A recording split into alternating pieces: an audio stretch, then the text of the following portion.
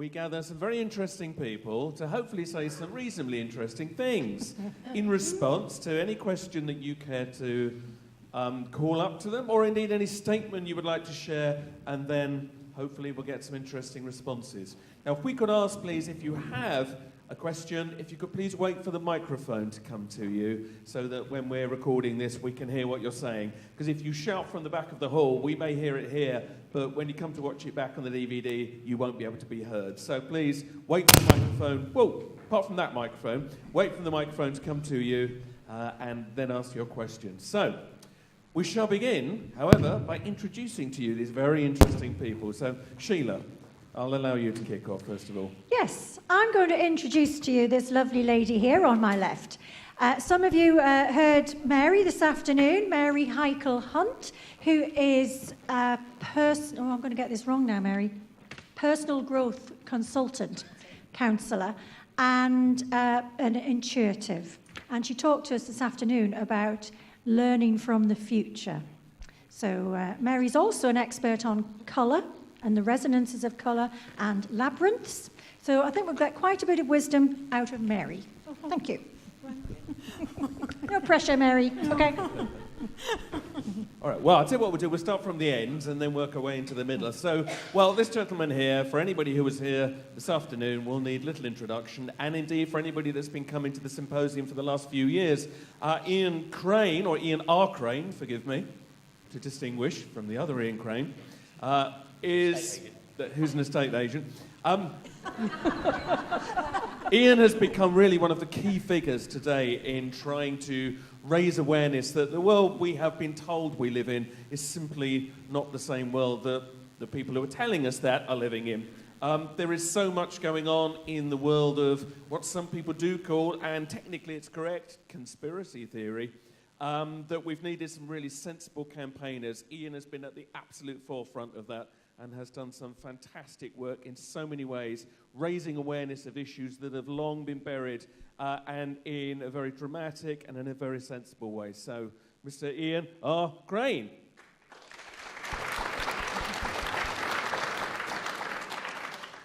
And the second person on my left is Rod Bearcloud, who comes from across the pond. Our only American on the panel, but extra special American because he's also a native American, as you can tell from the outfit. We haven't had Rod here for quite a few years, although he has been a regular face at the symposium. So it's fantastic to welcome you back, Rod. And he'll be speaking to us on Sunday about his latest research. He's had a lot to do with crop circles, and he's also a very, very fine artist and produces fantastic paintings and graphic works, which he records onto DVDs. So again, some fantastic things I think we're going to hear from Rod. So please welcome Rod Bearcloud.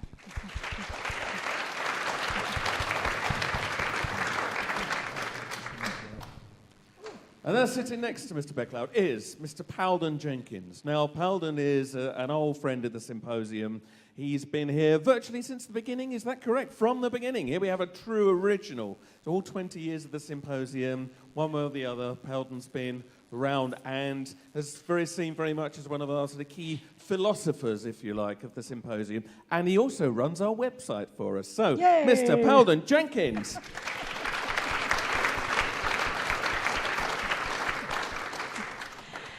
And last, but certainly not least, we have Deirdre Edwards, who some of you will have spent the day with yesterday because she led a coach tour for us into the crop circle fields.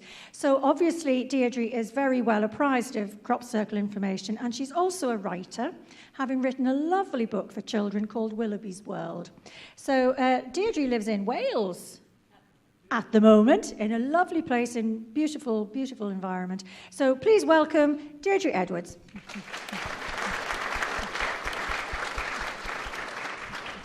Now, the rules for the panel are, don't feel obliged to say something just because you're all in a line. If you have something you want to respond, then do. If you don't, that's fine. We'll pass on to the next question. So we'll let this organically flow. So, do we have a first question to kick this off?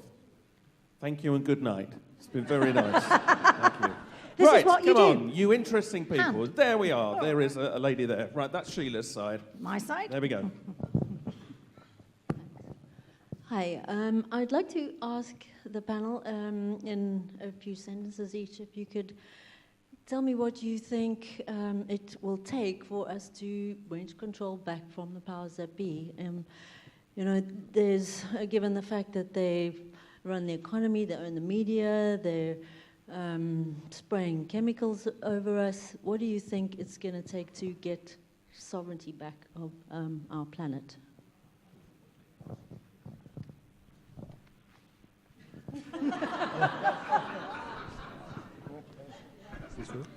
Okay. First of all, I think we need to remember that we're Earthlings and this is our planet. And we've incarnated here to, at this time, to bring about the changes that we know are afoot and to support planet Earth. And in doing that, my feeling is get to know the planet, how she ticks, and how she influences us, and how we can influence her. And in that way, I think we need to do some self-work, as Mary talked about a lot today. Really get to know ourselves and what our triggers are. We need to get very clear. We need to know what our fears are and where our greeds are. We really need to do our own work now. And if we can get clear, then we will know where we're being tapped into. Then we will know when we're being lied to. And don't forget the power of the planet, the consciousness of the Earth, and what we will, the planet can bring about. We have these invaders doing all this to the planet, I feel. People with agendas of oppression. We were born to be free. And we were born to be empowered, and by that means to be true to who we are. And if we're true to who we are, we'll do no harm. We cannot do harm. So really, the buck stops with each individual.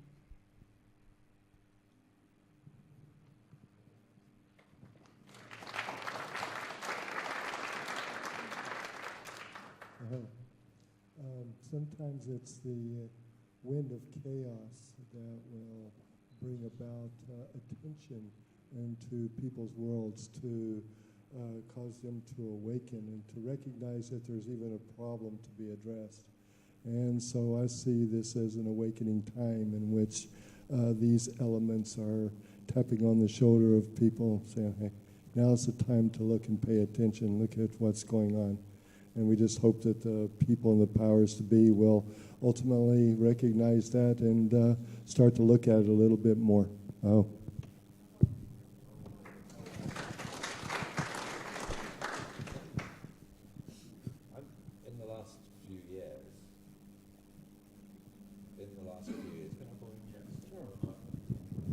In the last few years, I've been quoting a statement which was formulated by a philosopher in, I think it was the 1760s, gentleman by the name of Edmund Burke. And he said something then which I think is very, very pertinent now. He said, "For the triumph of evil, it is necessary only that good people do nothing." But one of the things we also have to bear in mind is our worldview, our way of seeing things. Because if you switch off your radio and you don't listen to the news, you'd be quite amazed at the extent to which reality looks different. The power that people are ascribed to hold in this world, which in a way they do, also is not entirely true. There are greater powers than this. One of them is the power of the human race. And one of them is also that the power that we often talk about and worry about is the power of the people of the West, the power structure of the West. The time of the West is actually coming to a close. Our time is done. We have been dictating the agenda for the last few centuries. But we're now coming into a time of the power of the rest, who happen to outnumber us, who happen to have a different set of agendas, and they're onto a different trajectory. During the 21st century, we will see this unfolding. A new time is indeed coming. There's also the power of nature, which we have tended in the last few decades to see as something which is oppressed by the actions of human beings. And we certainly do see many examples of this. The current one, which is the big worry, is the oil spill in the Gulf of Mexico. But nature is also great and large, and it has its own ways of dealing with things. It has ways of prevailing in its own way. Then, finally, there is another power too, which is, in one way you could call it the power of spirit, you could call it the power of the universe, which grinds along in its own particular way as well. And we have to remember that our concerns about the power of controlling people in this world are very much to do with the way we see things. Give you just a little brief example. When you're sitting inside a crop formation and letting yourself take it in, one of the remarkable things that's going on there is that our own belief, common way of interpreting reality, has a funny way of melting away. And there's a funny kind of thing that goes on through the back of our consciousness where something else is taking over, something which changes us. And this is one little example of the power which is greater. So I'm alluding to a number of different things here, which is, amongst other things, saying the power which people hold to determine things in this world very much rests on how much we believe that they are doing so, and how much we subscribe to the influence which they have in our lives. So we can worry about recessions, we can worry about jobs and all the other things, or we can choose to look at what's really happening around here. And I'll speak to you a bit more about this tomorrow.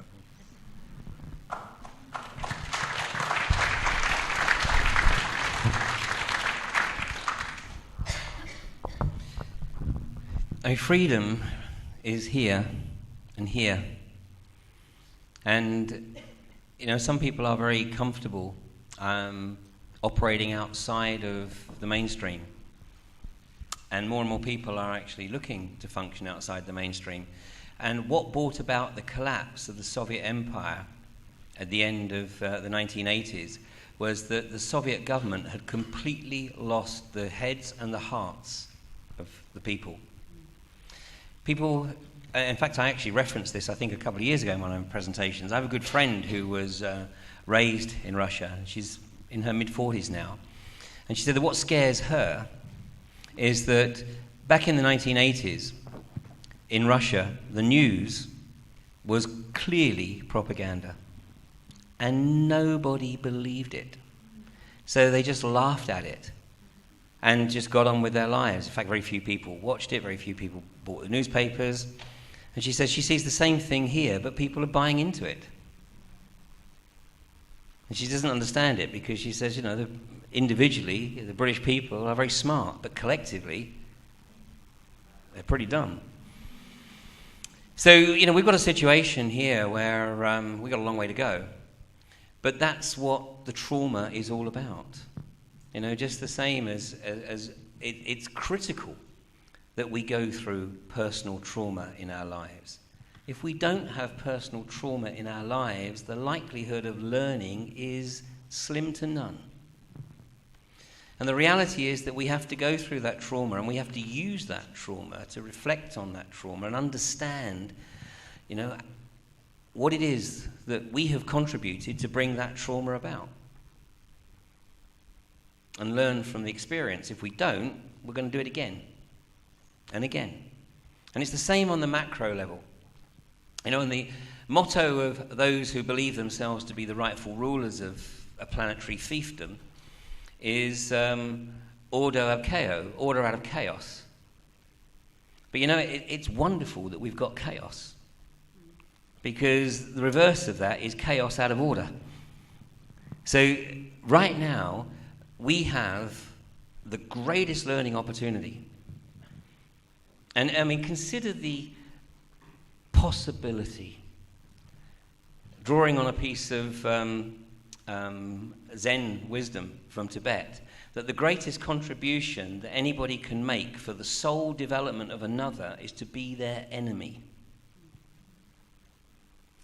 Because we know when we're getting on with each other and everything's tickety-boo, we don't even have to think about the relationship. We just take it for granted. But the moment that we get into a conflict, then we need to reflect and understand and either choose to walk away from that relationship or choose to address the issue and repair that relationship. Well, this is what we've got going on a macro level right now. So consider the possibility that what's going on is that those who are driving this extremely pernicious, extremely destructive agenda are doing us a massive favor.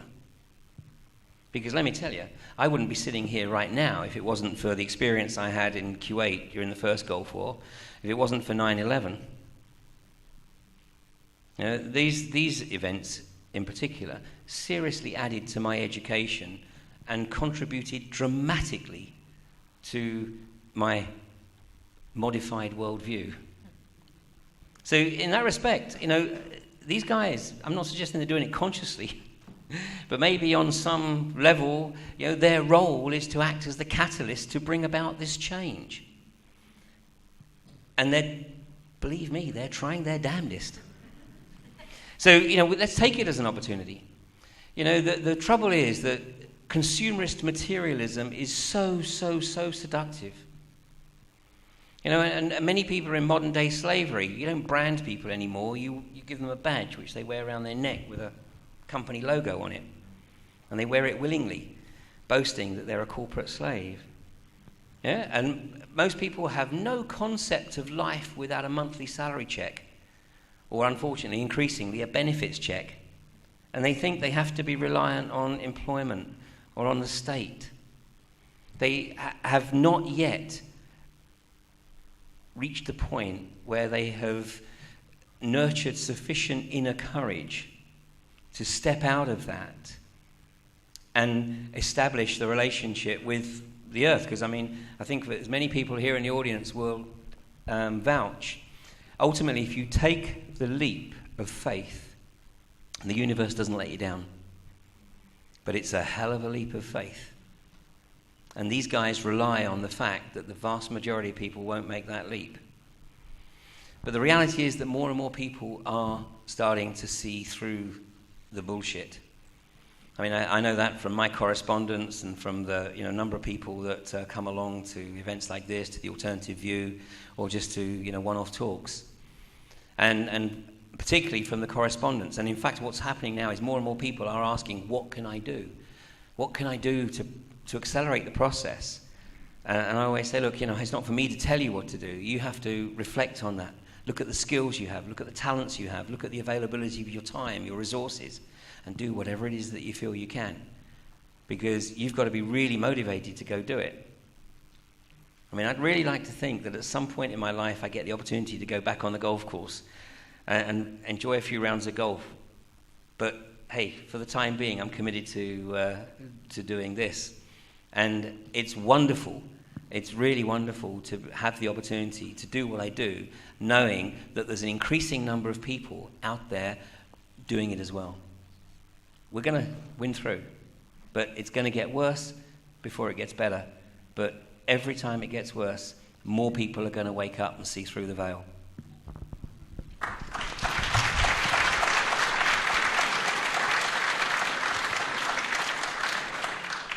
Thank you for your question. It's a good question.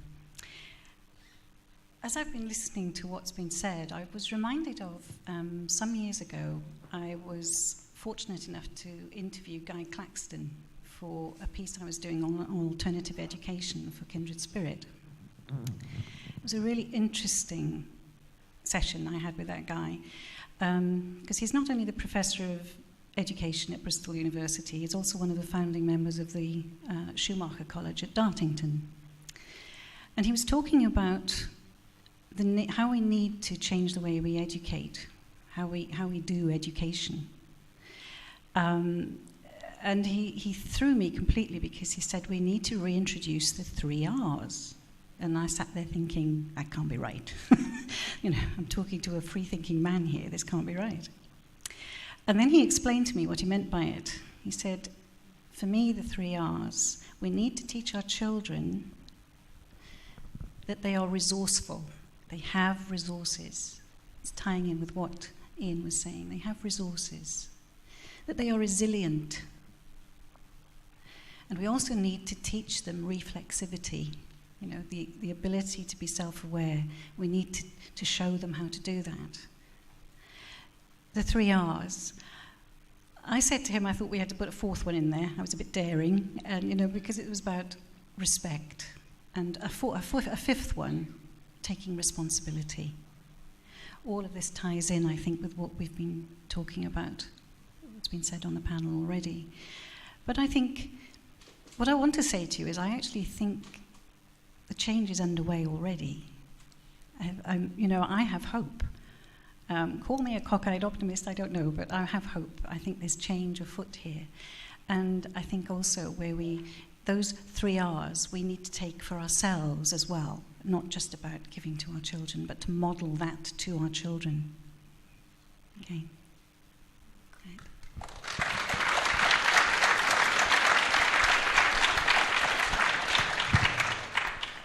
Okay, do we have another question? Okay, gentleman here. Bear with me. Hello. I've been watching a series of videos by a guy called Chris Martinson. I don't know if anybody's familiar with these, but basically his message is that for the past 100 or so years, we, the global population, have been having a party at the expense of the Earth's resources. And, perhaps within the next 20 or so years, we're just going to run out, particularly things like oil. And the monetary system is mismanaged or falsified, whatever you want to call it, to give us the impression that this party is going to last forever. And what worries me is, not only have we got this party, but more and more people are arriving at this party at an exponential rate. Our population is growing at a fantastic rate. I'd be interested to know in what the panel perceives as a transition that we're going to have to make from where we are now to a society, whatever we have in the future, where there's very little resources, but there's billions of people clamoring for what little resources there are left. I mean, I'd be interested to know what Mr. Crane's views are, for example, on when is the oil going to run out? Because, when the oil runs out, I just see it as being totally chaotic. When is the oil going to run out? Never. Never. I mean, this is a total myth about peak oil and about oil running out. And by the way, if anybody still nurtures the view that oil is a fossil fuel, just take a look at what's going on in the Gulf right now. Okay, oil is abiotic. The Russians have known this for 50 plus years. There's been over 5,000 academic papers written in Russia on the subject. The thing is that artificial scarcity is essential to the Western economic model, and particularly to the Rockefellers and the Rothschilds. Because when you believe that something's going to run out, you're prepared to pay whatever it is they want to charge you for it. Let's look at the technology for a second. Somebody mentioned, I think it was Jason, talking about the fact that 20 years ago, very few people had mobile phones. I mean, I did, because I was working in the oil industry, but I had this brick that cost about £1,000. We look at the computer technology with the iPads and we look at almost anything, and yet we're still driving around with an internal combustion engine that basically hasn't changed in design for 100 years. It's bullshit. I mean, the alternative technology, the alternative energies have been around for 100 years. I mean, it was the Rockefellers who told Henry Ford to stop making electric cars in 1895, I think it was actually. And it was the Rockefellers who bought up all the electric tram companies around the various communities in the States to force people to buy the internal combustion engine. Why? So they could sell oil. This is all about money. You know, and I mean, I've actually produced this as a DVD. I don't know. I don't think there's any outside, unfortunately, but on Peak Oil, Myth or Reality, where I talk about it. It's a multi-dimensional issue. But I mean, you know, just look at the likes of Wilhelm Reich and Tesla. I mean, the lean burn engine. I mean, even if we were reliant on oil, the lean burn engine, where you could get every vehicle should get at least 100 miles a gallon, has been around for 40 years. But governments in the West particularly cannot at the moment comprehend any economy based on anything other than oil, because they have no other means of raising enormous levels of taxation. That's why when you buy every litre that you buy at £1.15 a litre, you know, 70 plus pence of that is tax. And these guys have no other way. Their combined creativity cannot come up with any other way to raise the levels of taxation. And then we get into the whole of the debt-based economy scenario anyway. But the bottom line is, anybody who develops any alternative technology, unfortunately, the worst thing they can do is announce it. Because what happens is the oil companies rush in there, have their engineers evaluate it, have their patents lawyers all over it, and then they persuade the guy to sell on the basis that they're going to make him a very wealthy man and they develop technology, etc., etc., etc. They've got no intention of that. They'll buy the patent and bury it. So who do you think owns all the patents on alternative technologies? The oil companies. So, you know, we need to get away from the mythology. We need to start looking through the mythology. Don't even get me on climate change. But you know, the reality is that we do have the alternatives out there, and I don't know what catalyst it's going to take. Maybe what's occurring in the Gulf might be part of that. You know, it may be part of that. One of the things I just want to add, though, is I absolutely concur with you when you say that, I mean, the Earth as a sentient being, certainly, and I can give you two examples from the oil industry of where the Earth has done exactly what we would do as a sentient being.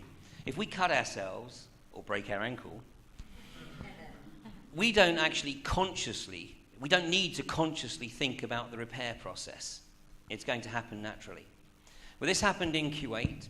You'll never hear this because it's not in line with orthodox thinking, but there was a lot of concern about how deep the oil, the massive pools of oil that were accumulating from the gushing wells, which is, as I've told you before, were set alight by the US Special Forces. They were not set alight by the retreating Iraqis. And why? So that the Emir of Kuwait would pay the American oil industry $7 billion to put the fires out. But the concern was how deep the oil was going to penetrate into the earth. Well, something remarkable happened, because none of it went below 15 feet. It was almost like there was this seal put at 15 feet. So the maximum amount of sand that had to be dug out to be cleaned was 15 feet of sand. And I mean, there were projections that it was going to be 60, 90, 100 plus feet. I mean, nobody knew. Some of the pools were massive, 15 feet. And I was telling the story in Alaska, and in about 1992, I guess, 93, a couple of years after Kuwait. And somebody said, you know what, Ian, something remarkable happened in Prince William Sound, where the Exxon Valdez ran aground. Now, that was only 11 million barrels. But the Prince William Sound already had a massive tidal race. The difference between high and low tide was 40 feet. But the flow of the tides actually changed to get the oil out, suck the oil out, and take it out into the Pacific Ocean. And of course, the ocean, I mean, actually, more oil leaks out right across the planet on a daily basis than is leaking out in the Gulf of Mexico right now. But it's not leaking out in one place. It's spread right across the planet. And the ocean's resources naturally break it down and utilize it, actually. It's part of the regeneration process. But in the Gulf of Mexico, what we've got is an enclosed body of water with almost no tidal race. So I was talking today about the possibility of, the tsunami. Well, let's also consider the possibility that actually the Earth needs to get that oil out of the Gulf of Mexico. It needs to get that oil flowing out into the the Atlantic Ocean, where the ocean's resources can start to break it down and deal with it. And likewise, I believe that, BP allegedly are still trying to cap it, but we know that there are leaks penetrating the seabed because of the pressure. But let's also consider the possibility that the Earth, consciously or otherwise, is also working to seal that. And, again, Mark Smolder's projection, based on his analysis, is that the whole thing, even if the tsunami goes off tonight, but the whole thing is over by November the 20th, one way or another. And part of that could be that the Earth is able to seal that. Now, just because we're not running out of oil, of course, doesn't mean to say we need to be using it. And I've always maintained that. We do not need to be using oil, certainly not at the rate of 90 million barrels a day and increasing. We need to be finding a way to move to the alternatives. But what the catalyst is for making these changes come about, I have no idea. But that's why I think it's going to be something of real enormity. And maybe it does come down to, the solar flares of 2012. Maybe it does come down to the fact that everything changes, our grids don't work, our electricity grid, our phone grids, the internal combustion engine, whatever. Our whole environment changes to the point where basically these technologies become redundant. So we've got to keep our minds open. I mean, the bottom line is that, we have to, I think, avoid having an existential commitment to any particular strategy or outcome, because this whole situation is so dynamic. Our challenge is to be able to respond positively to whatever actually arises. And I believe that the rate of change is going to be very, very significant. And I feel very confident that one way or another, if we're sitting here in 5 years' time, we're going to be looking back and go, wow, what a ride. Thanks.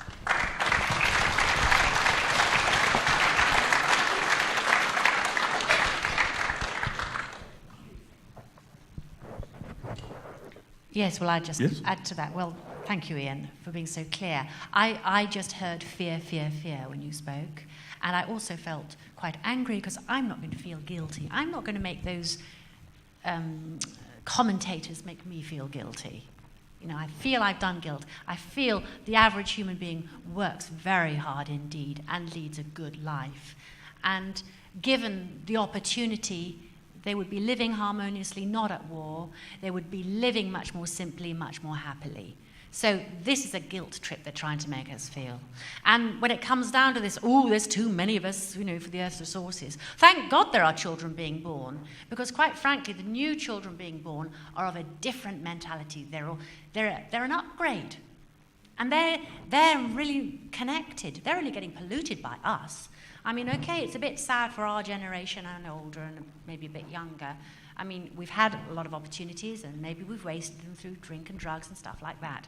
But the young ones are coming in and they're the ones that are going to have to do all the cleaning up. And we need those spirits. We need that energy. And with them, the world can change like that.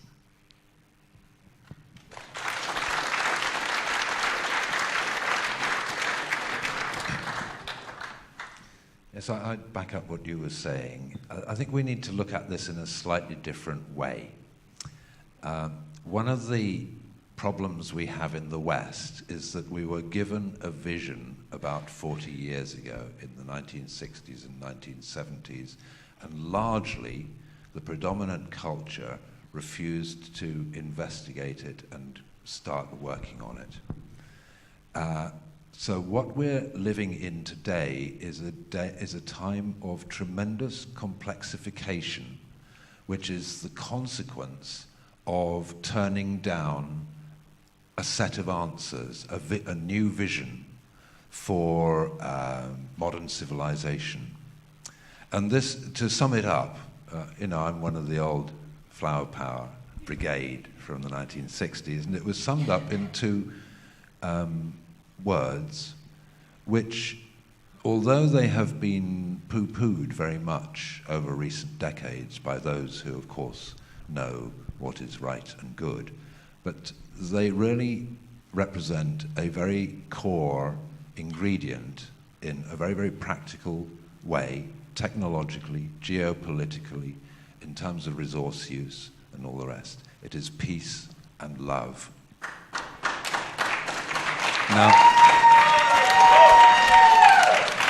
Now, from this viewpoint,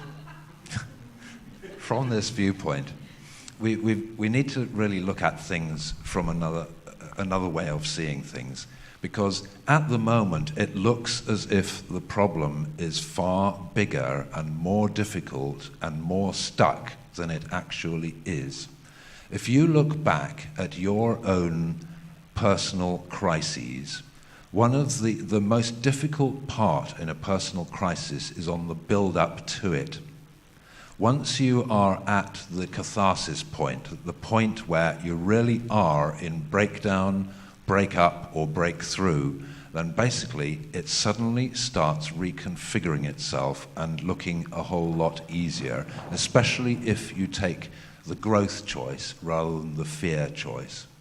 But we are at this time in a tremendously complex situation where it all looks terribly, terribly insoluble. It looks as if it's going to go on forever. It's going to be a terrible, terrible disaster which is coming on, and there is no hope. And that's a symptom of depression.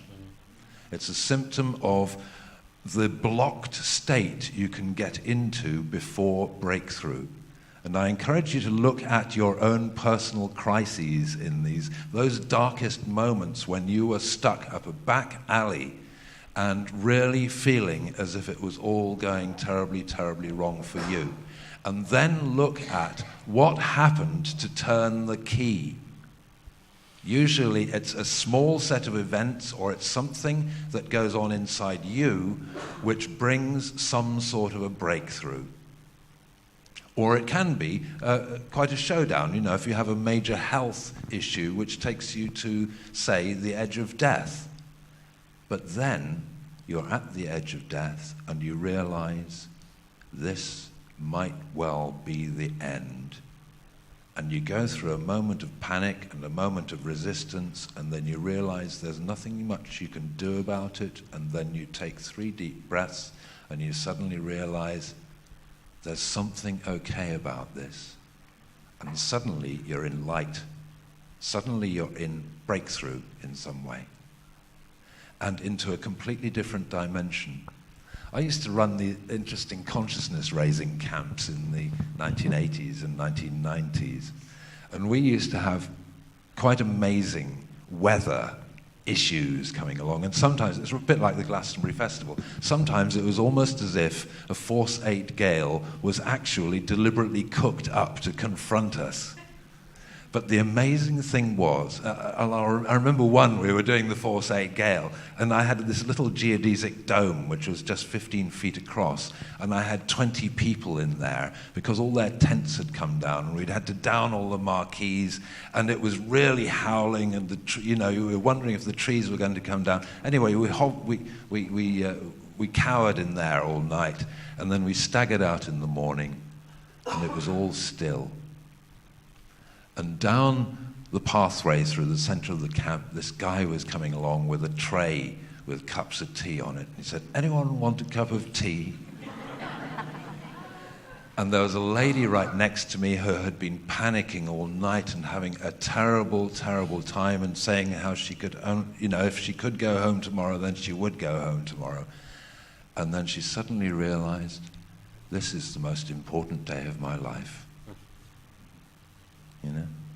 I'll give you another one. We had a camp up on West Pennard Hill outside Glastonbury in 1986, and just as people were arriving at the camp, they were arriving with the news that Chernobyl had gone up. And in the first 5 days after Chernobyl went up, it looked and felt as if this could be a humdinger. There was even talk of the melting down into the crust of the earth, and almighty things breaking out. And anyway, we went through a hell of a process with that camp, and a chap came along. He was a civil engineer from Kent, and he said, "Look, Palden, I can't have my kids in nuclear rain. I can't take them through all this, so we're going to go home." And so I said, "All right, well, good luck, mate, see you again, good luck." And anyway, so off they went. And I was standing in the dinner queue at the end of the afternoon, and this chap was there. And I went up to him and I said, well, I thought you were going home. And he said, I'll be truthful with you, Palden. We drove 25 miles, and then we realized that if we were going to die, we wanted to die with you lot, not alone at home. So we came back. So what I'm talking about here is the contextual change which can happen when you really face the stuff. Because actually, when it gets to the crunch point, it suddenly starts getting simpler. When you've resigned, when you've given up, when it's all finished and over, it gets very simple. We're in the point of history. I don't know how long it's going to take, but we're in that point of history where it is terribly, terribly complex, turgid, blocked, heavy, and it's all just hopeless. So just remember that.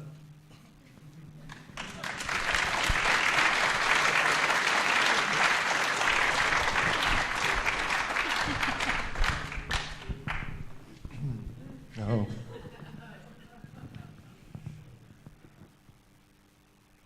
A lot of Native people believe that the people have become disconnected from the earth. And that this is one of the reasons why there's chaos and turbulence moving across it right now. They forgot how to connect to it. We do ceremonies all the time, understanding how this connection works. We see the society out here as one that has created separation from the earth, something to be used rather than something we're connected to. Oftentimes we do ceremonies that say, oh, I want to remember how to connect my heartbeat to the heartbeat of the Earth Mother so that we're one. I want to learn how to connect my heartbeat to the heartbeat of the sky so we are one. Because what we do to the earth, we do to ourselves, and what we do to ourselves, we do to the earth. People are trying to remember this one more time. And I believe that these winds of chaos are blowing through this planet, reminding people of this, and many people are starting to remember now and get back in touch with those things one more time, perhaps in their own way, but they're starting to. And I believe it is people like yourselves and out here that are really taking the steps forward to make those movements happen. And so there really is a beautiful awakening coming onto the planet at the moment.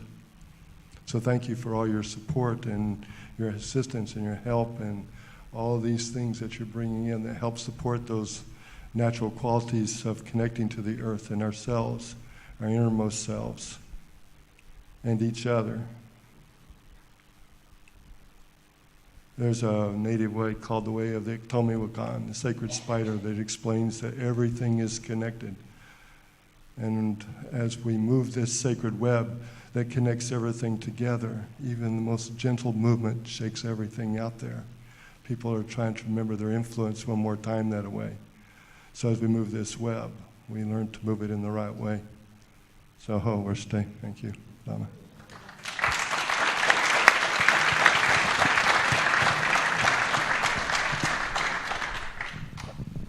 In common with everybody else here, I think that the times are purposeful. What is happening is meant to happen. I've been sitting here, I've been reminded actually of two things. If you look at these times from an astrological point of view, one of the most important point that's happening at the moment is Pluto is traveling through Capricorn. Now, if we translate that into English, Pluto is an agent of radical transformation. Radical transformation. And Capricorn is the home of the bank manager and the politician and the CEO and all the makers and shakers of this world we live in. And if you look at it from that symbolic perspective, Pluto, who I've been reliably informed is like a steamroller, and actually you can't say no to Pluto. You can say no to Saturn, but you can't say no to Pluto because it just won't work. The best thing you can do And this is just a symbolic reference. It's another way of saying what everybody else has been saying on the panel. The best thing you can say to Pluto is yes. And go with the change, go with the transformation. And because the change that Pluto brings about is constructive, not destructive. And I think that's something to hang on to in the middle of all this chaos that's present. And the second thing I'm reminded of is it's a poem by Rumi. And it's called The Chickpea. And I can't, unfortunately, recite it off by heart at the moment. I haven't learned it. But the gist of it is that this chickpea is being boiled in a pot. And it's had enough of this. And it's trying to climb out and say, excuse me, I've had enough now. Can I get out now? I've boiled. But the celestial cook whacks it back in with the ladle and says, no, you've got to boil some more. You haven't boiled enough yet. Because you need to boil to be able to absorb all the richness and the spices, basically to have the experience. And the celestial cook keeps whacking it back in with the ladle. This poor little chickpea, it's just a lovely image, I think, trying to crawl out of a saucepan saying, let me out.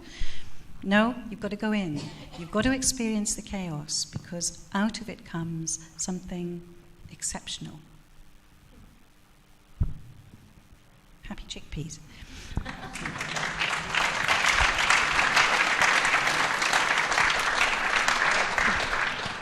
Do we have another question from this side of the room? Lady at the front. Hi, it's really a question for Ian.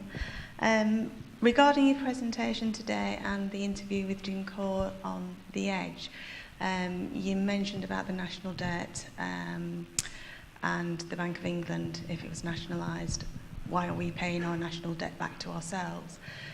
I heard from a source that the Bank of England hasn't actually been nationalised. We've had the wool well and truly pulled over our eyes, and it was actually the Bank of England building. Can you confirm this for us, please? One of those deep mysteries. Yeah, I mean, the reality is that it's a total construct. You know, I mean, allegedly, the Bank of England was nationalised in 1947. But when you actually read the small print, I mean, they have a court of directors. They don't have a board of directors, they have a court of directors.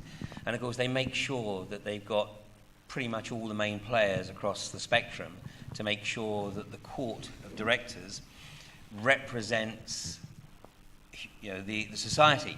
So, you know, it shouldn't be too much of a surprise to find that the head of the Trade Union Congress is a member of the court of directors of the Bank of England. So, in other words, the trade union's never going to give the Bank of England too much of a problem. The reality is the interest is paid to the Queen. Okay? It is to the state. And the state, in this terminology, means the Queen. Why do you think the Queen went to the UN recently for the first time in 57 years? Basically, she set an agenda in motion 57 years ago.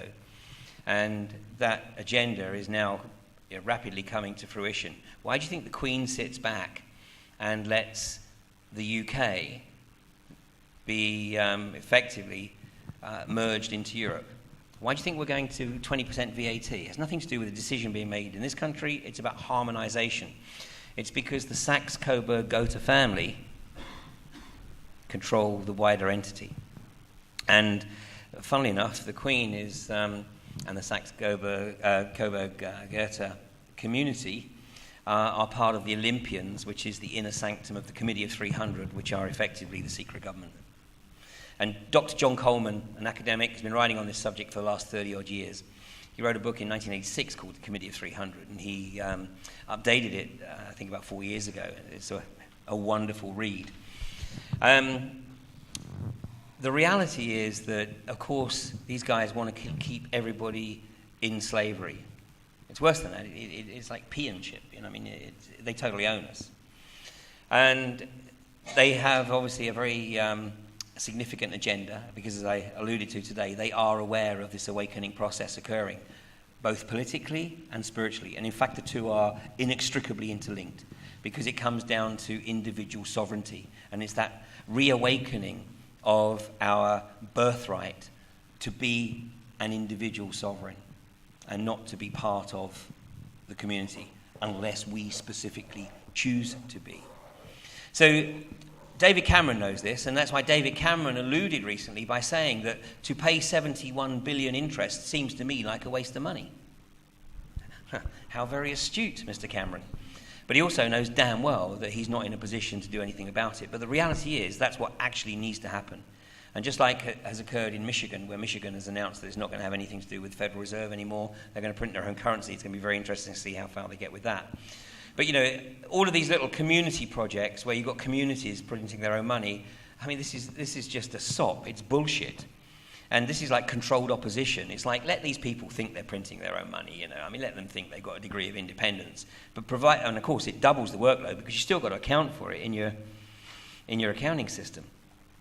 So ultimately, it really is going to take somebody, a politician, with tremendous courage, like the governor of Michigan, and somebody maybe with the courage in the UK, because first of all, you know, we need to re-establish sovereignty. Every country needs to re-establish sovereignty and get themselves out of the EU. And then to obviously get their financial independence. You know, why do you think it is that there is a quest for democracy across the planet? The reason is that democracy is the easiest form of government to control and manipulate. You know, one of the common denominators of all the countries that are classified as the axis of evil or the axis of terror, they are all independent of the World Bank. Iran, Libya, although Gaddafi has now said, okay, I'll take a little bit of debt. But Venezuela, Cuba, North Korea, all of these countries are sovereign and independent because they're free of debt from the World Bank, and Russia, of course, because Putin has done a marvelous job of restoring Russian sovereignty. So that's what it's going to come down to. I mean, I don't know what the catalyst is going to be, but it absolutely has to happen because, you know, the figures, like I said, you know, the reality is these guys are becoming ever increasingly arrogant in the information they're putting out there. Because they're like giving us the finger. They're saying, you know what, you guys are so stupid. We can tell you how bad it is, and we know you're not going to do anything. But eventually, something is going to be the straw that absolutely breaks the camel's back. You know, because obviously, where we're at right now is totally unsustainable. Thanks.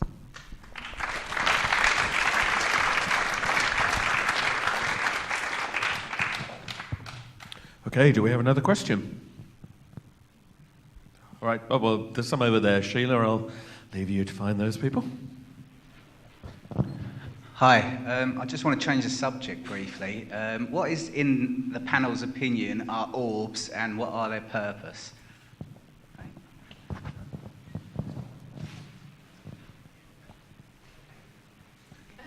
Fire away. I'm an agnostic. I'll make a comment real quick. I've seen a lot of people have brought that across my path because they believe there are spiritual qualities to it and seem to feel that that's something moving through the world right now.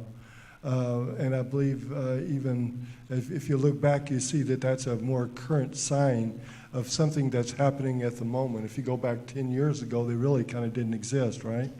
And so I do believe that as different people start to strengthen their journeys and their paths, that these kind of elements start to move through the world, these orbs and whatnot. I've seen some really incredible stuff that way, and real magical looking things. And here to support those higher paths and the elements that take people's path to a higher place.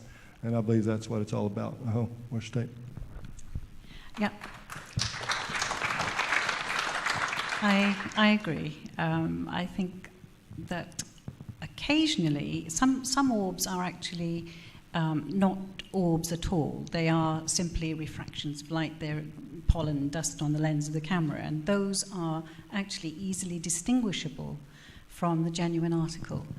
There's a quality with the genuine article, for a start. There's a quality of energy. I've actually seen some myself, and they are usually present, they're present in lots of different circumstances. It's not just evidence of a haunting, for example, or evidence of spirit activity. It can be, it's evidence of energetic activity. So it could be something to do with a ley line, it could be something to do with some energy left in the place from something that happened before, something positive.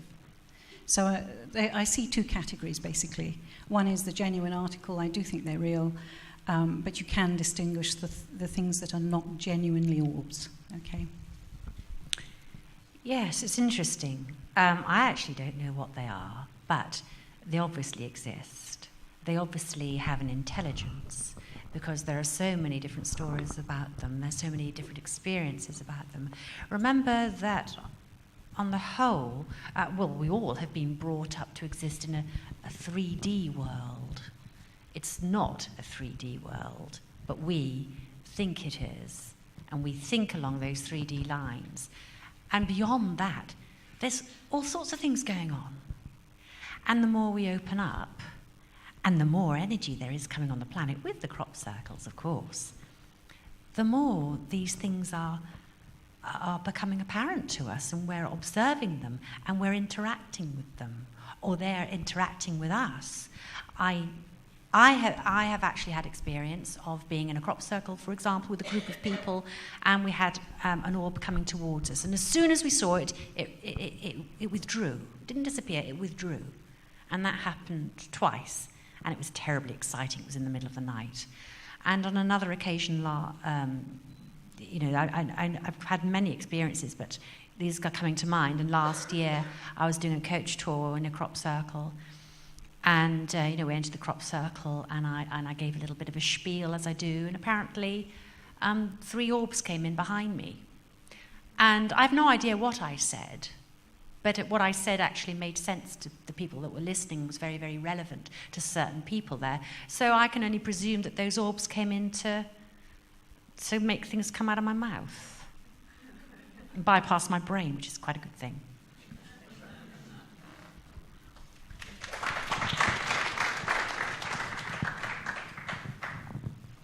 There might be just a little confusion. I think what you were referring to, the person asking the question, was the things that come up in photographs taken. Yeah, I think, to be honest, I love the things, but I don't get terribly, terribly excited about them, because we know there is cosmic energy, we know there is etheric energy, we know that nature and life zingles.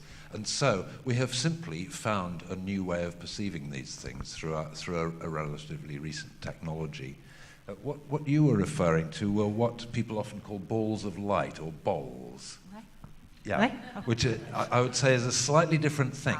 And I'd say that there's an interesting thing here. You see, if you think in terms of cosmic beings, or what I've come to call IIs, interdimensional intelligences, IIs, and if you're an interdimensional intelligence that has no way of coming into contact with what we call physicality, or even the subtle levels which are close to physicality, basically you've got 2 main choices, as far as I can see, about how to get into contact with these things. You've either got to do it through someone, such as ourselves, and many of you might have, in your advanced moments, have experienced a feeling of, in a way, having your eyes looked through by something else.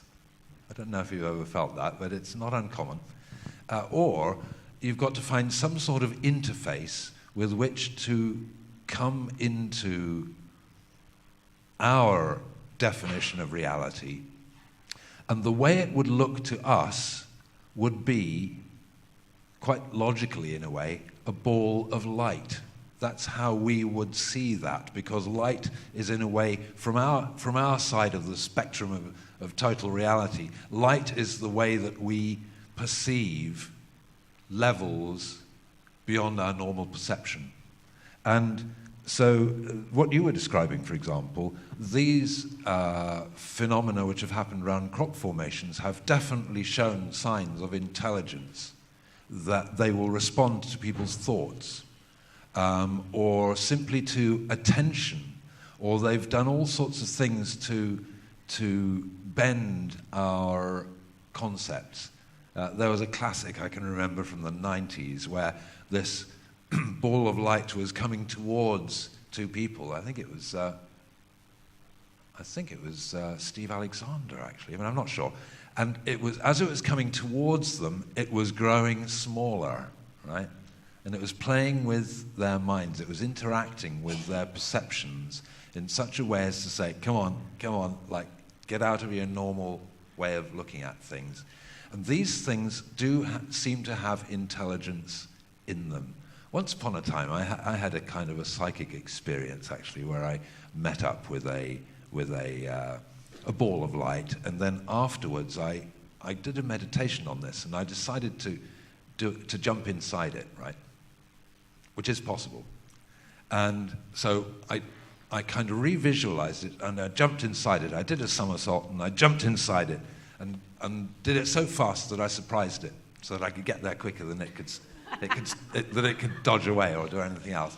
And when I got inside it, it was like the Hall of the Mountain King. It was vast. It was enormous.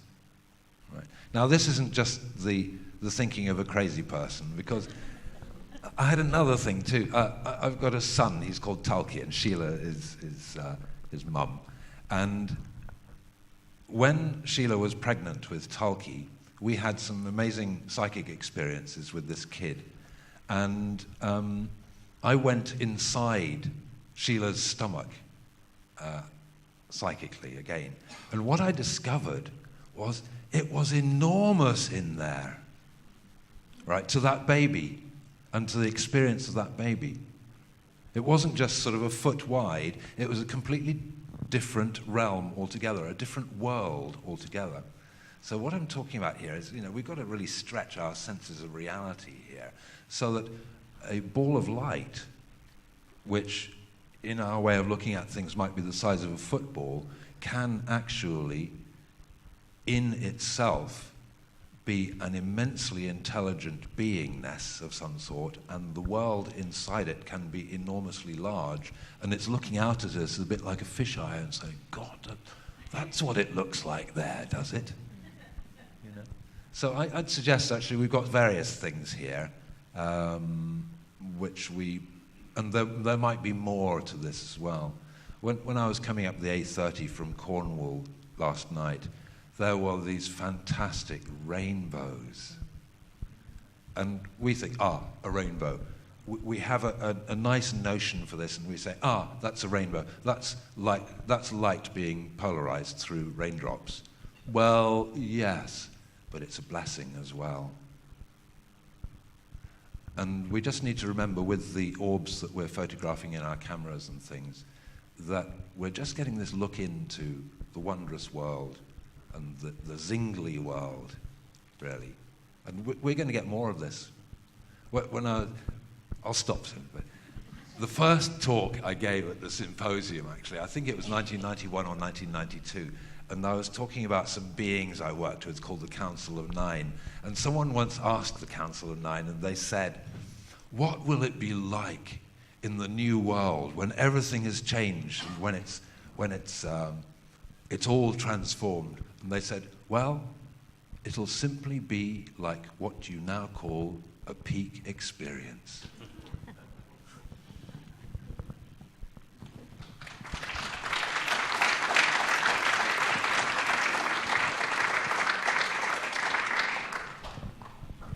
Thank you. Do we have any more questions somewhere? Right down here then. I think that other side's going to have to wake up soon. I'd like to ask the panel if they do any work that has an effect on the planet, as in physically, like busting clouds and all that sort of thing, which shows you how powerful the mind is. Have any of you experienced anything like that at all? Or been able to stop it when it rains or anything like that? Anybody up there? Yes, okay, right, all right. This is very much something that every human being can do and should be doing and should be learning about. It's not on our education system yet, but it will be. And yeah, we were on a coach tour yesterday, and my group didn't get wet. It rained and rained all day, it seemed, and there was thunder and lightning. But I was very much asking that, please will it be dry when we go into the crop formation? And I'm not the only one on the coach that was asking for that, but I thoroughly believed that, and know that when you're doing something special, you can connect with the elements. Indeed, I will say that a few years ago I was at a talk which profoundly influenced me, took place in Alton Barnes, at the Coronation Hall, with a Native American come from South America, sent by the elders with a message to North America and Europe. And his simple message, and I said this yesterday on the coach, was his only message was for us all to make friends with the elements. Please make friends with the elements, because there are tough times ahead and you will need to make friends with the elements to be safe, to end up in the right place doing the right thing. And we had a wonderful, there was only about 20 people at that talk, and we had a wonderful dialogue all afternoon. And I understand he came down to Glastonbury, had a hall in the assembly rooms for about 200 people. Didn't have quite the same effect. But, that changed my life. It gave me a new way of being, if you like. And so whatever I go about, I'm aware of the elements. They are part of us. We are made of the elements. And we have a relationship with them. And, let's not do it the chemical way. It's part of what we are able to do and understand them. And I'll give a plug for my book. It's a storybook, but it actually does have all the land healing stuff in it and responding to the elements and nature being active. And this is something that all children know. All of them know. And it gets drummed out of them, and this is an effort to put it back. So, there we go. Yeah.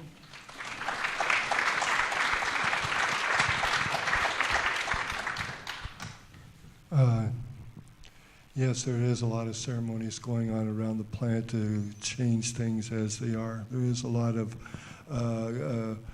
not only my people, but many, many other native nations around the country, even around the world, are doing tremendous ceremonies to try to make shifts in the planet right now, who truly live mind, body, and spirit, the way of the earth and the way of the sky, in every cell of our body at every moment of the time. And so it becomes very important to the journey, and when we realize that everybody else is trying to reawaken these things one more time, and remembering those qualities that went to sleep a long time ago, got interfered with the material world and what goes on inside of that. All of that needed to be the way it was, but now then it's being called on to change right now. There's a lot of drums going down around the planet now, a lot of drums that's singing the heartbeat of the Earth Mother, trying to bring that back again. And the people are listening, and they're starting to wake up, and they're remembering it, and they're connecting to those ancient ancestors now, remembering that one more time. And it's a little bit of a slow process, that coming back on board, but it's happening, and we can see it and recognize it. And Orstein. Oh.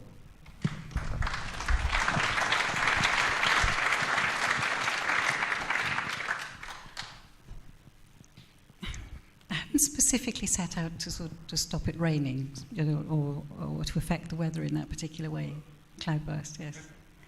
In fact, however, as Sheila mentioned, I actually do a lot of work with the labyrinths and the setting and the seeding of labyrinths.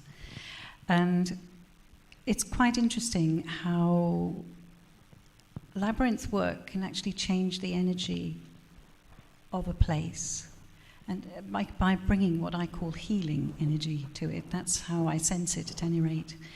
I can't say that I consciously ever, as I said, have used it to change the weather pattern, but I do remember at the turn of the millennium, as a celebration, we actually had a millennium walk.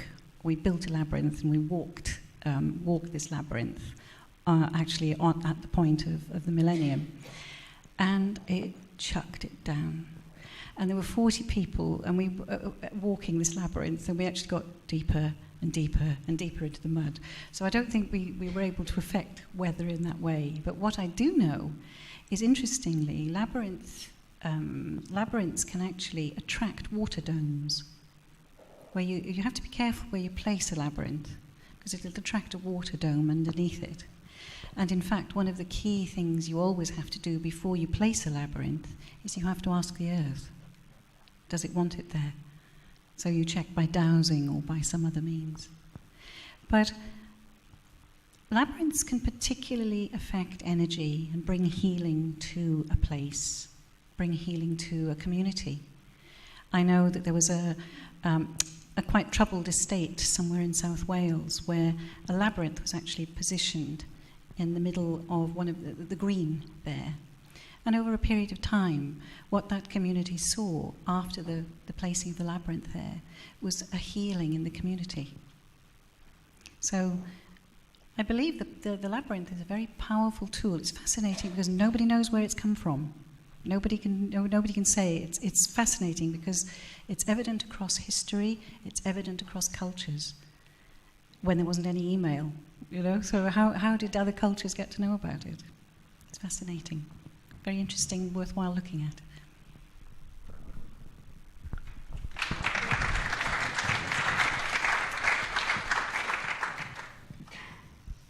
It really does work, actually, this, but it also has a serious side. I'm going to tell you a good story first, and then I'll tell you a more dodgy story. In 1984, I managed to persuade Mike Evis to let me go on the stage at the Glastonbury Festival to see if I could do a bit of spiritual work with the people there, not just sort of doing rock music.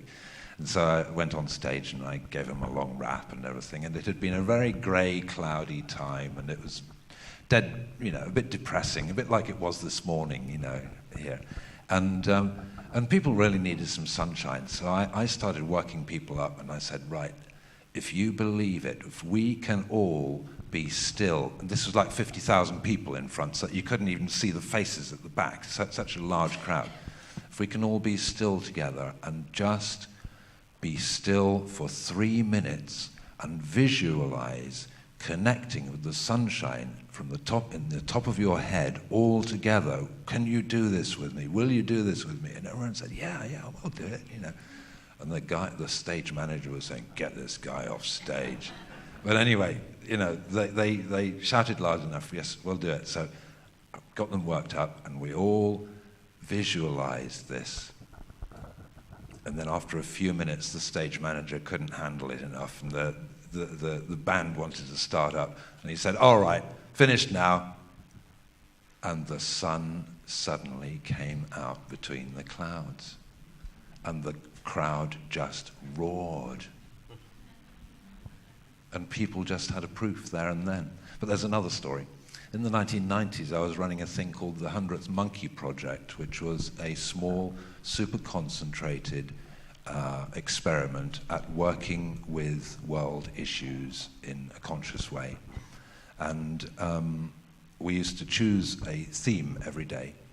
And on this particular day, we had a circle of about 100 people, and we processed first with a meditation and then using the talking stick to process the issue as we went around. And this particular day we were working with the Bosnia War, which had been going on for about 3 years up until that point. This is 1995. And we worked the circle for 5 or 6 hours, it probably was.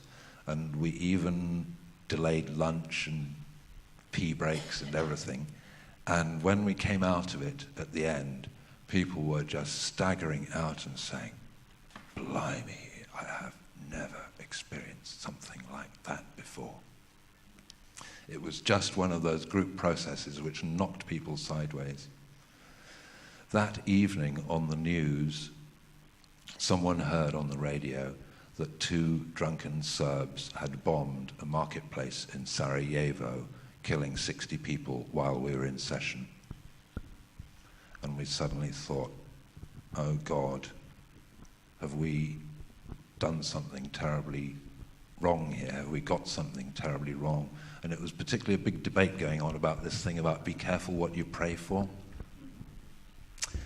Well, we processed this in the days that followed on. The short story on this was that was the catalytic event that caused NATO to go in, and the war was over in 5 days. Now, I will not say that we did that, but I know just by the simple law of synchronicity that if you're doing powerful work at the same time as a critical event happens, you are part of that wholeness. So I believe we made perhaps a critical difference. You never can tell. But there was a salutary lesson, which was that in this case 60 people made a sacrifice in order to end that war. And so it wasn't easy. In answer to your question, whoever you are, in answer to your question, it's not easy. It requires a lot of focus, a lot of clarity of intent. It's not just wishful thinking, and it must not be taken lightly. And the bottom line in the end must be for the highest good, whatever that must be. It can't be we want peace when a war has broken out. It has to be whatever is the highest good, may it happen. And so this is tricky stuff, and we're on the threshold of this in terms of our evolution as a human race. And we'll get it within the next century or so. And it does work. And I can tell you lots of other stories too, but I won't.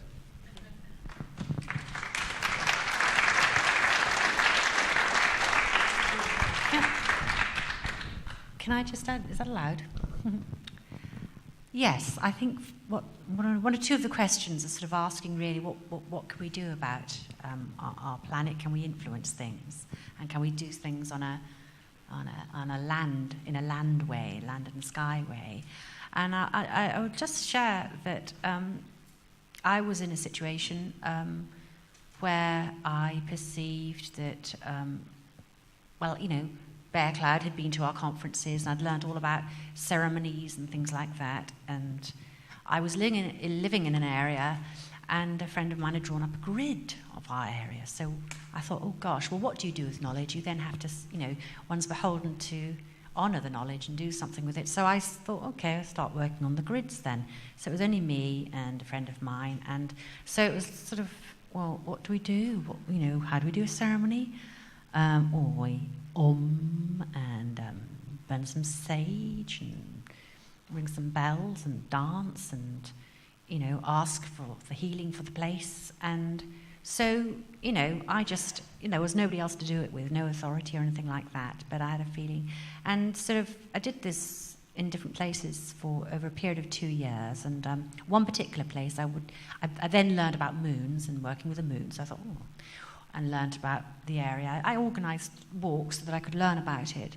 And one place we sort of decided was the place. And so again, we'd go along and do our little ceremonies that we'd sort of got together.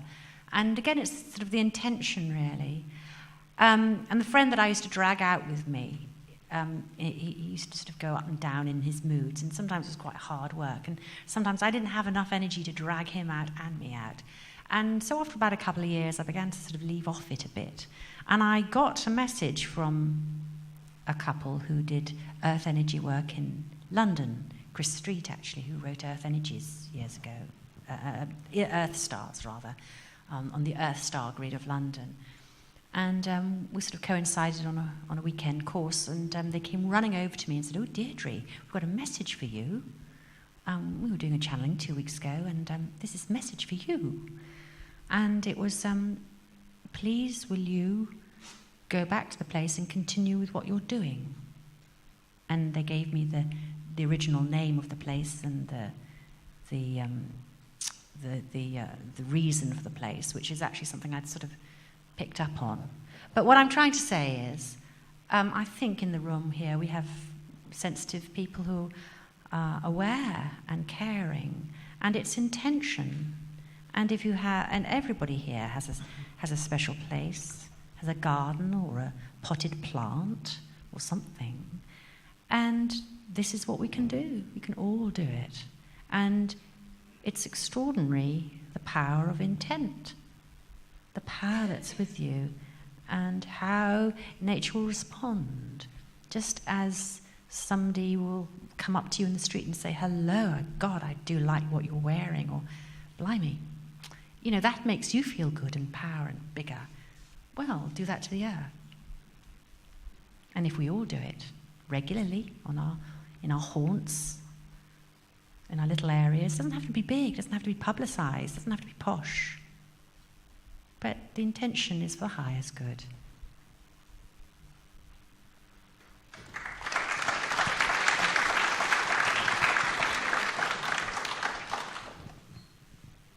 Okay, do we have a question from this side? Yes, the lady here, good. I want to ask the panel their thoughts. We've heard about big oil today, heard about the big banks. I'm sure in the background of our minds there's big pharma and big chemicals. What about big food and what they're doing to our food supply? What about GM? What about its little sister nanotech that's growing up? What about food irradiation that's done so much harm in Australia recently? You may have heard about it. What would the panel like to comment on in relation to big food and their attempt to control our food supply? Well, they make no secret about it. I mean, it's Codex Alimentarius. Codex Alimentarius has been on the agenda since 1962.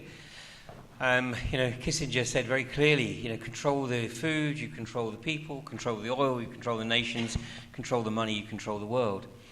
And in the EU, obviously the agenda is being ramped up because, and that's on the basis that they think they can actually introduce it now with minimal resistance. I'm sure you're aware that the EU is still paying the World Trade Organization a fine of 150 million euros a year because the EU refuses to import growth hormone contaminated beef. It's a form of global tax. And now what we see, obviously, there's the GM potato trial in Norfolk, and GM foods will be systematically introduced. It's an agenda of gradualism. These guys will go one pace forward,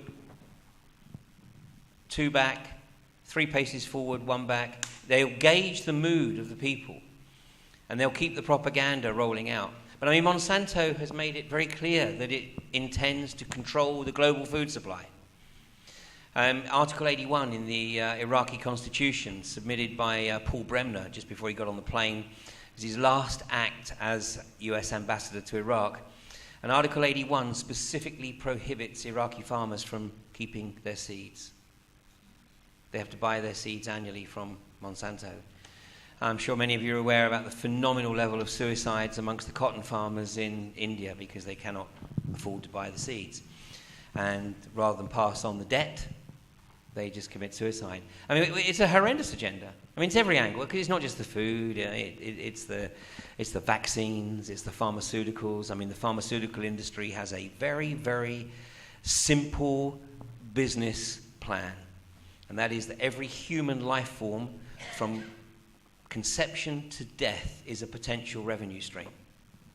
And the reason they're getting more aggressive is because more and more people are turning to complementary and alternative healthcare. And I've been discussing Codex Alimentarius, amongst many other things, for now the last 4 years. And do you know what the toughest audience to reach out to is? Complementary and alternative health practitioners. Because it ain't happening tomorrow. And yet what we're looking at here is potentially the last generation of complementary and alternative health practitioners in Europe. Already there are plans to get complementary and alternative health practitioners to voluntarily register themselves. That's so that when they shut it down, they know whose door to go and knock on to see if you're still practicing. You see, I mean, people say, no, this is so outrageous, it's so outrageous. Well, look at what they're doing. I mean, already things like vitamins and minerals, it's really difficult to get natural vitamin, mineral supplements because obviously they prefer to sell you the synthesized product. So what's happening within Codex Alimentarius, the active ingredients of natural supplements is being systematically reduced. So you're still buying the little brown bottle, looks the same physically, but actually you'd have to swallow a bucket load, to make any meaningful difference. And of course, it's the food agenda is working hand in glove with the pharmaceutical agenda, because as the vitamins, the minerals, and the nutrients are being ripped out of foods, then obviously the pharmaceutical industry rises to the rescue with its synthetic minerals, vitamins, supplements to offer, all of which will bring about your sickness, and then they can sell more medicines. So people have got to wake up. I mean, people have got to choose what it is they eat. I mean, fortunately, there's a massive resurgence in demand for allotments. Massive. The waiting list, I think, is an average, like 50 people on every council's waiting list for allotments. Now, this is a smart move. By the way, there's a piece of legislation in the US. It's before the Senate right now. It's 552. And this, buried in it, I talked to you about the taxation of gold coins being buried in a healthcare bill so that people, they can pass this legislation and nobody notices it. There's a piece of legislation before the Senate right now which specifically prohibits people from growing their own food, from selling food, from giving away food. I mean, basically, it's classic. And anyway, when Monsanto were asked about this, they denied any knowledge of it. And yet the guy who drafted the bill is a former vice president of Monsanto. I mean, it's the classic revolving door policy. So, I mean, it's a great question. But, this is a multi-dimensional attack on humanity. I think it was 2 years ago I gave a presentation here called The War on Terror. That was terror spelled T-E-R-R-A, the war on Earth. And the reality is, it is down to each individual educating themselves and then making specific choices. I mean, it's very difficult to eat organic foods all the time, but every time we have the opportunity, we can at least take that opportunity. It's like fluoridated water. I mean, the only water I drink is bottled water, and in of itself, again, because that comes in plastic, that's not always a great idea, especially if the bottled water's been left in sunlight. So it's very, very difficult to sort of be totally pure, if you like, but we just have to make a conscious effort to try and at least influence, if not totally control, what's going into our bodies. And at the same time, of course, raise awareness. I mean, Codex Alimentarius is very, very real. If you Google it, you'll find that the first item is obviously the official Codex Alimentarius website, but at least somewhere on that first page, at least the last time I checked, was the presentation I gave. It's not a great quality, but at least it's up there. It's the presentation I gave on Codex Alimentarius more than 3 years ago. And much of what I talked about in that presentation has come to pass. So, this is not going to stop. It's not going away. There's no fixed date as when Codex Alimentarius comes into play. It's just going to keep on trucking it. These guys work on very, very long-term agendas. They don't look in terms of a year or 2 years or 5 years. They work on the basis of 20 years, of 50 years, of 100 years, 200 years. For reasons that I have explained previously. So, yeah, it's going on. By the way, I've got to tell you a little story. I got that from Palden. Because when I was with the Quero, and I was asking them, how they lived at 16,500 feet for 400 years. And, of course, they were relaying to me, the knowledge and the wisdom and the information that had been passed down through the generations. Anyway, the response was, we live on potato. I said, well, only just potato. And they said, well, we did have various types of potato. But basically, it was a diet of potato. And of course, the body had adjusted. I mean, clearly, the earth had decided that, I call it Pachamama. They live in total balance with the earth. And Pachamama had obviously decided that the Laika were going to survive this period up in the high Andes. Anyway, they said, yeah, but, we had a range of potatoes, but unfortunately, the most common one was what we called the shit potato. I said, shit potato? I said, it doesn't sound very good. He said, no, it wasn't. And he said, it wasn't very nutritious either. It was what you call, McDonald's. Which I'm not sure the guy had ever been in a McDonald's, but at least he understood what it was.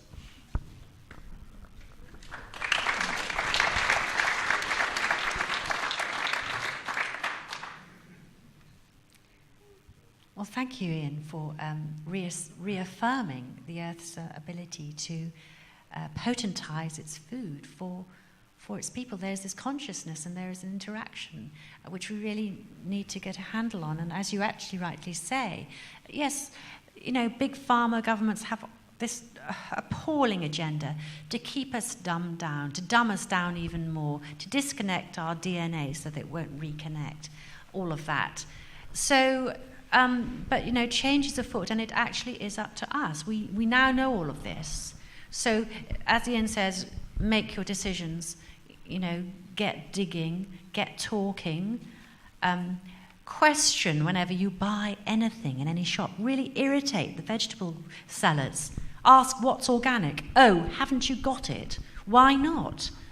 I mean, I live in Wales, and as we know, the leek is the Welsh vegetable. And the local market, farmer's market. So I said to him, where'd you get leeks from then? Northumberland. I said, Northumberland? But you're supposed to be a farmer's market.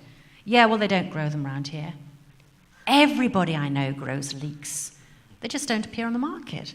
And where I am at the moment, it's a heavily grow-your-own environment. People have moved there from the permaculture movement. And they're sort of colonizing the place.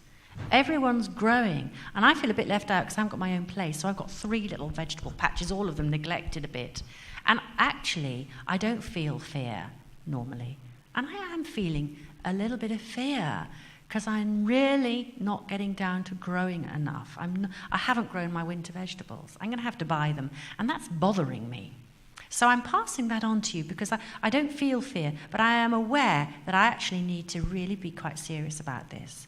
And I've got itchy fingers, and all those who are thinking about it, I would say, get on with it. And I'm trying to listen to that message myself.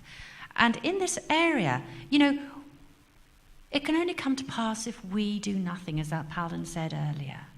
If we continually do something. I mean, I gave up meat years ago when I first learned about factory farming. And within a year, Dewhurst, the biggest chain of butchers, ceased trading. They sold all the butcher shops. So I thought, I obviously wasn't the only one then.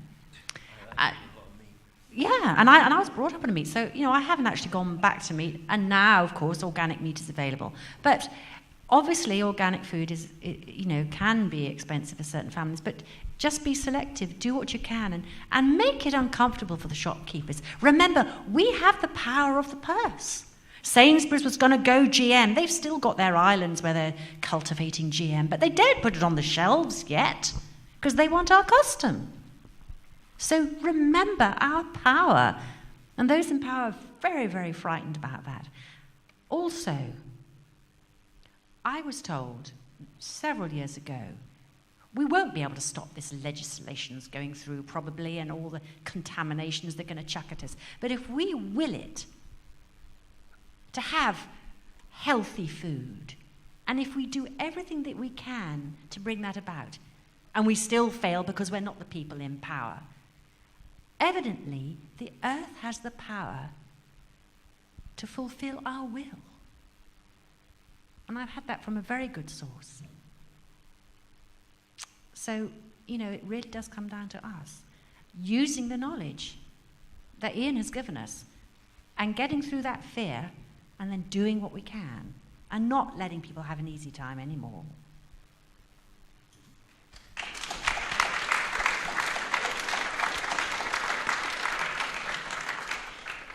I agree. I think it is down to us. And I just want to share with you something that a little experiment that a group I used to work with some years ago actually conducted. One of the members of the group had the full Kirlian photography kit, which enables you to see the energy field around plants, food, whatever. And so we ran this little experiment, which we brought in 2 different types of bread to take its photograph using the Kirlian photography kit. And one sample of bread was You Can't Bend It, organic, brown, everything, fantastic bread. Put that under the camera, took its photograph. What would you expect? It had this amazing, starburst of an energy field. The other piece of bread we took was Tesco's Basics, white. Put that under, photographed it. No field at all. And then we blessed it. And we put it back under the camera.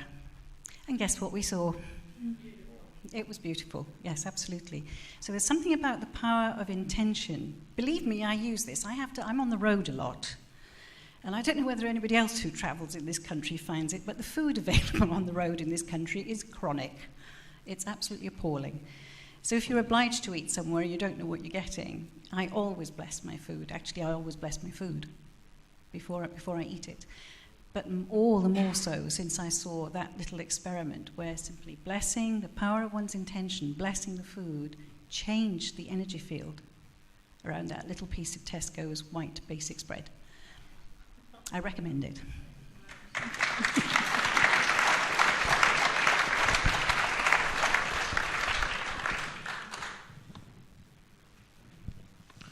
Just 2 little things.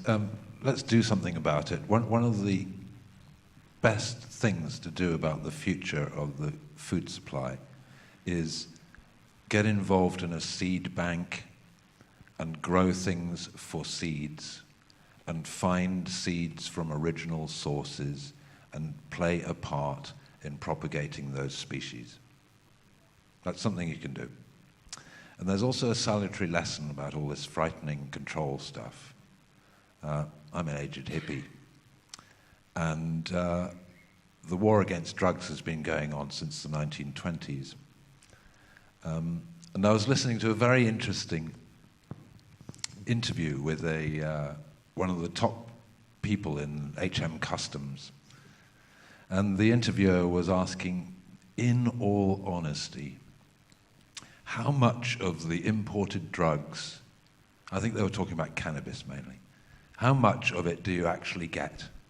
And he said, well, you would be amazed, but we have researched this and we have calculated it, and it comes out at exactly 17.5%, which is the value of VAT. So basically, they're just collecting the value of VAT. The lesson from this is, yes, laws might exist, organizations might exist to control things, but does this have to actually stop us? And how afraid are we, actually, of, at least quietly, going against a bad law?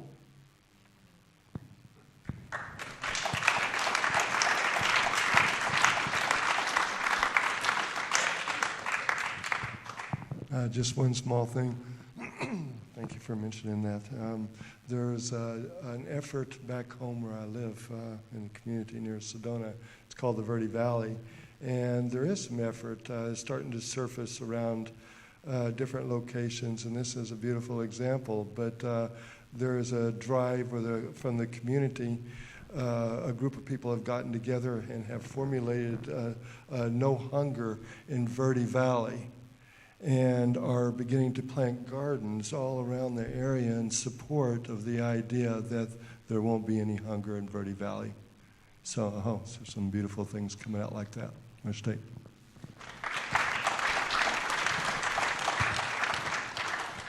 Well, ladies and gentlemen, we have come to the end of the questions because we've run out of time. But as ever, to close, I think we'd like some very brief closing words from each one of our speakers here. Not too long, please, starting with whoever wants to go first. Some closing words of wisdom for us all. Don't all jump at once. I'd just like to reiterate, to point back to what I was just talking about, the notion of blessing, the notion of intention. Yes, what's happening around us is chaotic at the moment, but I think one of the themes that's emerged from this evening is that out of chaos can come growth and some amazing results. Let's give way to fear, remember intention, and remember blessing.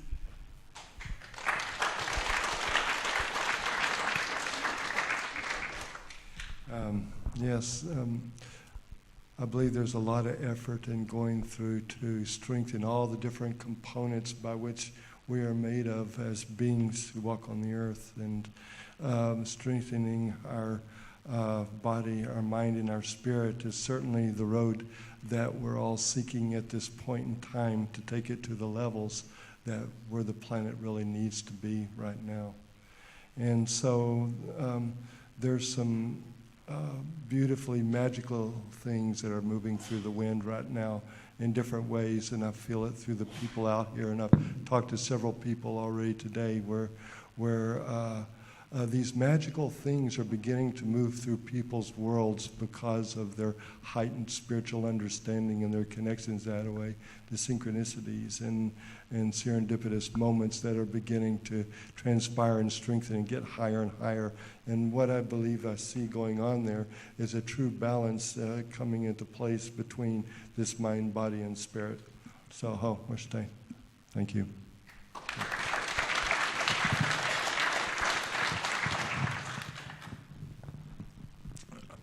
I think really the most important thing is get on with it.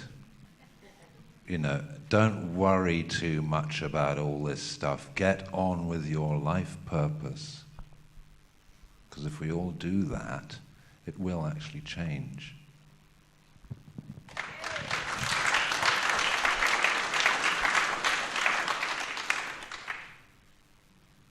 Absolutely. Also, really begin to remember the pure power within each one of you and connect with the light within each one of you and each person outside this room. Don't allow people to divide us. You know, you've heard of divide and rule. That's going to be something coming along. Look for what you have in common. Look for ways of supporting each other. You know, strive to overcome those irritations. I mean, I got hundreds of them. But really, think of what we have in common. You know, we have each other and we have ourselves. And that's what's most important. And it's our planet. And she knows we're her children.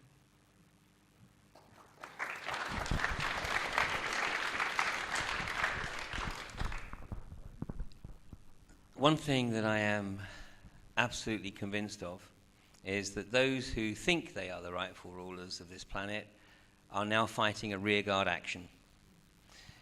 To all intents and purposes, I believe that actually within the inner sanctum they know the game's lost, because they know that things are rolling, the political awakening that they talk about openly, the spiritual awakening that they talk about, or certainly some of them talk about a little less openly, but they're very aware of. Like Brzezinski was talking about this 40 odd years ago. But it doesn't mean to say that we can rely totally, I don't believe that we can rely totally on a spiritual solution. This has to be a holistic solution. You know, we have to, as Bearcloud says, we have to bring about this mind, body, and spirit. Dr. John Coleman, who I referenced earlier, believed in his academic career that the New Age movement was a construct of Stanford Research Institute. And he said this is the most brilliant controlled opposition ever contrived. Because if we can get people to go down a spiritual path and all they think they got to do is live in the light, they're no threat to us. What they're concerned about now is that a hell of a lot of people have taken that journey They've taken that path. But they've gone down that path, they've done a lot of inner work, and then they've gone, hang on a goddamn second. I've learned a hell of a lot through this experience. Now I can go back and put that into use. And this is what is scaring the crap out of them now. That the people that they thought they could just ignore and forget because they were going out there following the sort of path of Stanislav Grof and Ram Dass and all the other gurus of the 60s. But a lot of those people, a lot of the acolytes are coming back and playing a role politically and spiritually.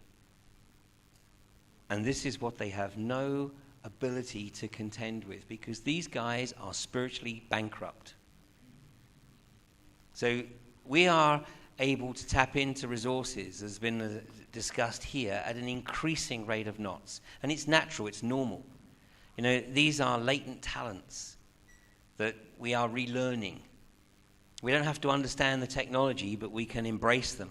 And these guys have no counter for them. That's what they're trying to do with the dumbing down, with the junk food, with the vaccines. They're trying to suppress us spiritually. And as somebody suggested to me a few weeks ago, that with the chemtrails, they're trying to stop us dreaming. They're trying to stop us connecting in our dream state with the other realms. Now, whether that's the case or not, it just goes to show that these guys are very serious, one way or another, about trying to close down this rapidly rising spiritual awareness, which is linked very much into the political awareness. Sometimes it's the political awareness that comes first, and it's very quickly followed by a spiritual awareness. Sometimes it's the other way around. There's no template for this, if you like. But you know, every one of you here, and everyone who's going to similar events, and the small group meetings that people are increasingly having around the country, whether it's a discussion night or a film night, whether it's talking about the food and Codex Alimentarius, whether it's talking about vaccines, whether it's talking about the financial system, whether it's educating people on how to prepare for what's occurring. These are all positive interactions. Okay? So the word of wisdom, do whatever it is you feel you need to do. We've all got talents that we committed to before we incarnated to bring to this particular juncture in our evolutionary history. So let's get off our butts and go do it.